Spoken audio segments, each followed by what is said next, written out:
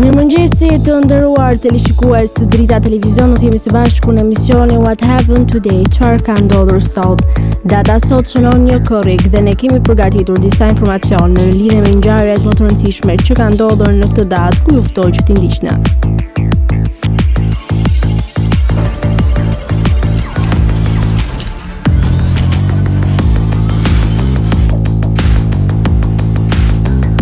Një korrik. Ngjarje 1991. Stjepan Mesić pas një muaji vonesë u zgjodh kryetar kryesie të Jugosllavisë. 1997. Pas 99 vite sundimi nga Britania e Madhe, Hong Kongu i është kthyer Kinës. Lindje 1646. Lindi Gottfried Wilhelm Leibniz, filozof gjerman. 1780. Lindi Karl von Clausewitz, general i Prusisë. 1804. Lindi George Sand, letrare franceze. 1894. Lindi Isaac Babel, gazetar rus. 1916. Lindi Olivia de Havilland, aktore amerikane, fitues i Academy Awards.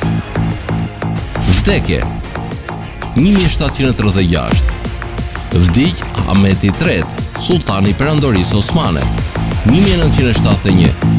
Vdiq William Lawrence Bragg, fizikant anglez. 1974. Vdiq Juan Perón, general dhe kryetar Argentinas. 2004. Vdiq Marlon Brando, aktor amerikan. 2004. Vdiq Jasper Ridley, letrar britanik. Festa dhe përvjetore. Dita ndërkombëtare e humorit.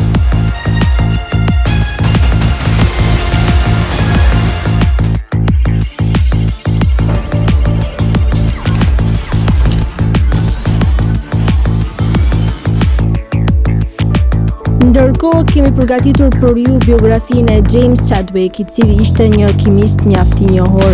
Ai lindi në Angli më 20 tetor të vitit 1891. Ishte djali John Joseph Chadwick dhe Anne Marie Knowles.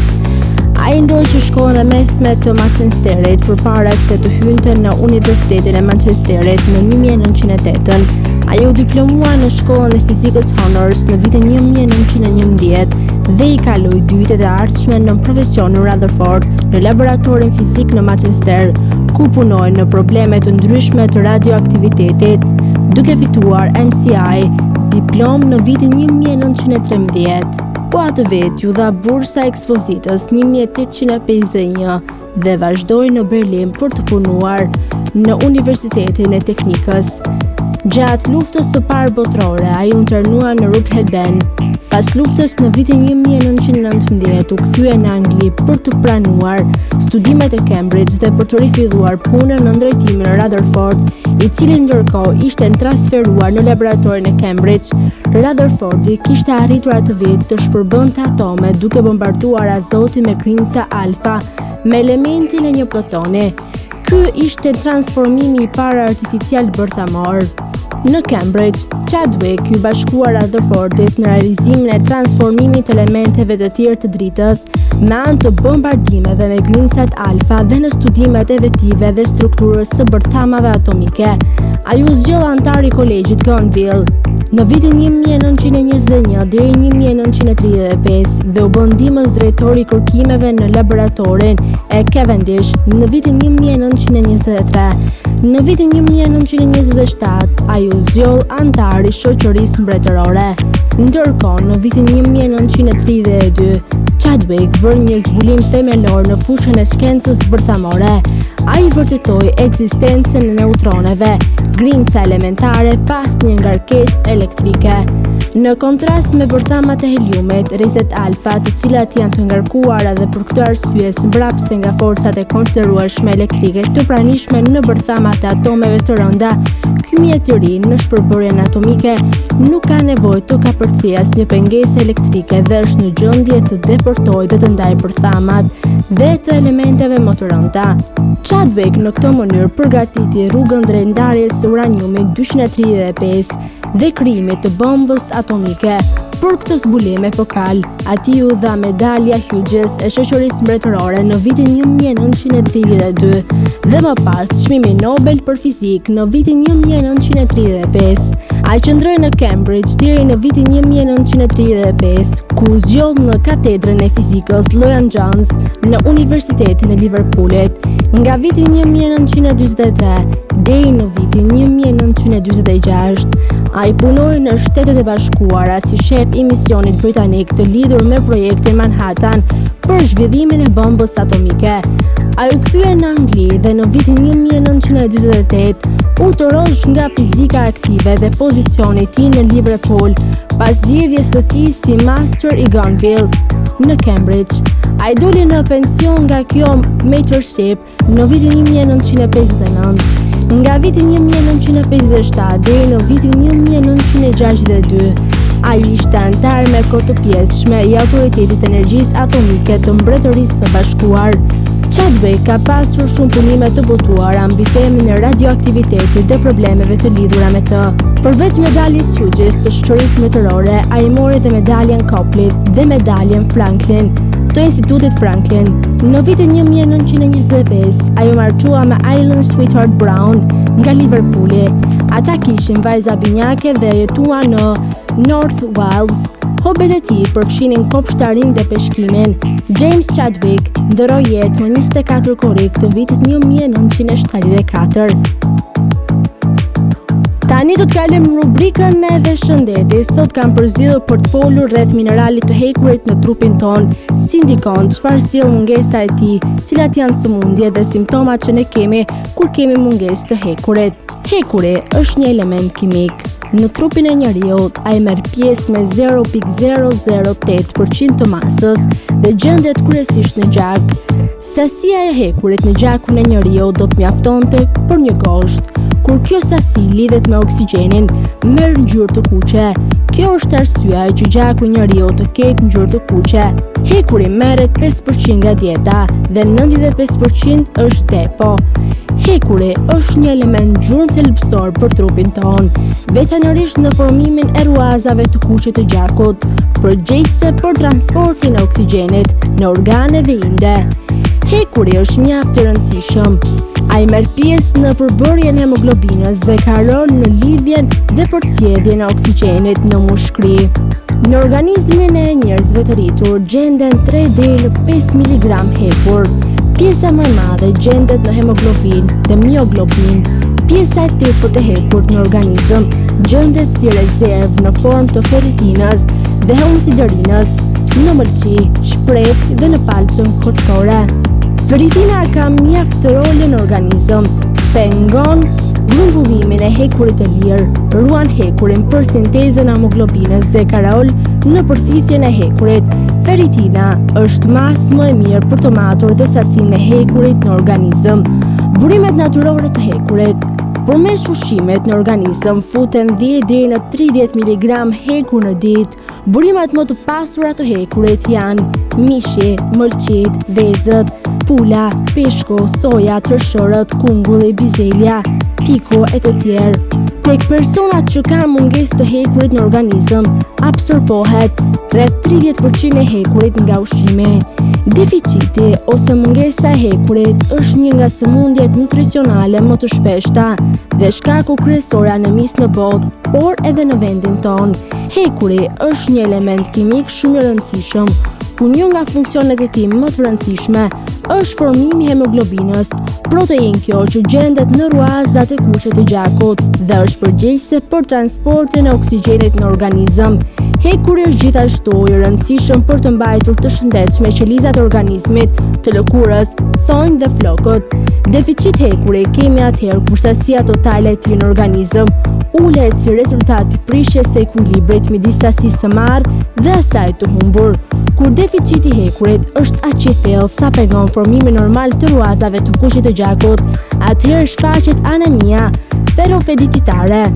Mungesa e hekurit është e zakonshme sidomos tek fëmijët, femrat në moshën riprodhuese dhe tek individët që konsumojnë ushqime me përmbajtje të ulët hekuri. Individët me deficit të hekurit apo anemi apo nga mungesa e tij mund të manifestojnë simptoma të tipit lodhje dhe dobësi trupore, ulje të performancës fizike, rënje flokësh, qarje të buzëve, thyrje thonjsh, tharje goje, djegje të gjuhës, sidomos pas marrjes së ushqimeve apo lëngjeve, vështirësi në goditje, intolerancë ndaj të ftoftit, konsumimi substancave jo ushqimore si akull, e të tjerë. Personat ku është shfaqur tashmë anemia në varësi të gravitetit të saj patologjik, manifestojnë dhimbje koke, zhurma në vesh, vështirësi në frymëmarrje apo të rrahura të shpeshta të zemrës kur kryen aktivitete fizike, mungesë përshëndrimi më e shfaqur në personat me moshë të madhe dhe komplikacione kardiake. Pra, konkluzioni të gjithë kësaj gjëje, hekur është një element mjaft i rëndësishëm për trupin ton, i cili mund të merret nga ushqime të ndryshme dhe ndihmon në prodhimin e hemoglobinës dhe transportimin e oksigjenit në gjak. Tani u ftoj të ndiqni parashikimin e motit në territorin shqiptar. Territori shqiptar për datën 1 korrik 2026 do të karakterizohet nga kushte atmosferike relativisht të paqëndrueshme. Paraditja do të nisë me kthjellime dhe alternime vranësirash, ndërsa gjatë orëve të pasdites pritet zhvillimi i vranësirave në relievet malore, të cilat lokalisht mund të sjellin rreshtje të dobta shiu dhe ndonjë shkarkesë elektrike të izoluar. Në pjesën më të madhe të ulëtërsirës perëndimore, moti do të mbetet i ngrohtë dhe me intervale të gjata me diell. Temperatura do të pësojë një rënje të lehtë krahasuar me ditët e mëparshme. Paraditja do të jetë kryesisht me diell në të gjithë territorin, ndërsa gjatë pasdites në zonat malore priten vranësira kalimtare me mundësi për rreshje të izoluara. Temperaturat minimale pritet të zbresin deri në 15 gradë Celsius, ndërsa ajo maksimale do të arrijë deri në 35 gradë Celsius. Gjatë ditës pritet rreth 8 deri në 10 orë me diell. Era do të fryejë lehtë deri mesatare nga drejtimi veri perëndimor me shpejtësi 2 deri në 6 metra për sekond. Deti do të ketë dallgëzim të ulët rreth 1 deri në 2 ball. Indeksi ultraviolet për Tiranën pritet të jetë më i lartë rreth 8. Sipas të dhënave astronomike, lindja e diellit në Tiranë do të jetë rreth orës 5:04 minuta, ndërsa perëndimi rreth orës 20:25 minuta. Temperaturat minimale dhe maksimale për disa qytete kryesore të Shqipërisë do të jenë si më poshtë. Shkodër 20 deri në 35 gradë Celsius.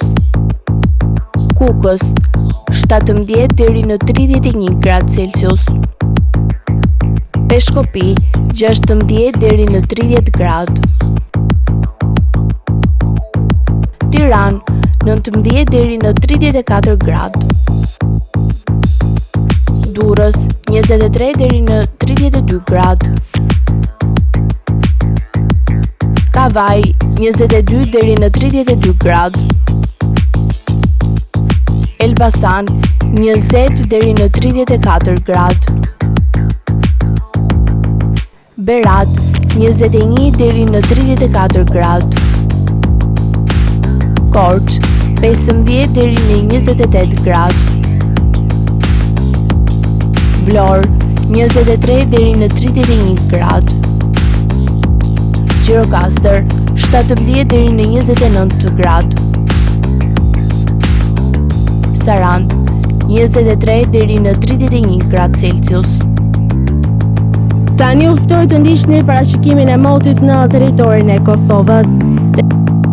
Territori i Kosovës për datën 1 korrik 2026 do të karakterizohet nga një mot pjesërisht i qëndrueshëm. Paraditja do të jetë kryesisht me diell, ndërsa gjatë orëve të pasdites priten shumë vranësira, të cilat në disa zona do të shoqërohen me rreshje lokale shiu dhe shkarkesa elektrike. Temperatura do të shënojë një rënje të lehtë në krahasim me ditën e mëparshme. Paraditja do të ketë mot kryesisht të kthjellët, ndërsa pasditja do të sjellë vranësira me rreshje lokale në disa zona. Temperaturat minimale priten të zbresin deri në 15 gradë Celsius, ndërsa maksimale do të arrijë deri në 31 gradë Celsius. Era do të fryejë lehtë nga drejtimi i veri perëndimor me shpejtësi 2 deri në 6 metra për sekond. Indeksi ultraviolet për Prishtinën pritet të jetë i lartë rreth 7 deri në 8. Sipas të dhënave astronomike, lindja e diellit në Prishtinë do të jetë rreth orës 4:54 minuta, ndërsa perëndimi rreth orës 20:24 minuta. Temperaturat minimale dhe maksimale për disa qytete kryesore të Kosovës do të jenë si më poshtë. Mitrovica 16 deri në 30 gradë Celsius. Podujev 15 deri në 30 gradë. Skënderaj 16 deri në 30 gradë. Pej 16 deri në 31 gradë. Prishtinë 16 deri në 31 gradë. Gjakov 17 deri në 31 gradë. Malishev 17 deri në 31 gradë. Gjilan 16 deri në 30 gradë. Ferizaj 16 deri në 30 gradë. Kaçanik 15 deri në 29 gradë. Suharek 17 deri në 31 gradë. Prizren 17 deri në 31 gradë. Të nderuar teleshikues të Drita Televizion, kjo ishte gjithçka e përgatitur në këtë emision. Ndërkohë, ju ftoj të na ndiqni në rrjetet tona sociale, Instagram, TikTok, Twitter dhe Facebook. Gjithashtu, nëse dëshironi që të na ndiqni live, mjafton të klikoni në web drita.tv. Kjo ishte gjithçka e përgatitur në këtë emision dhe ju ftoj të ndiqni programacionin në vijim të Drita Televizion.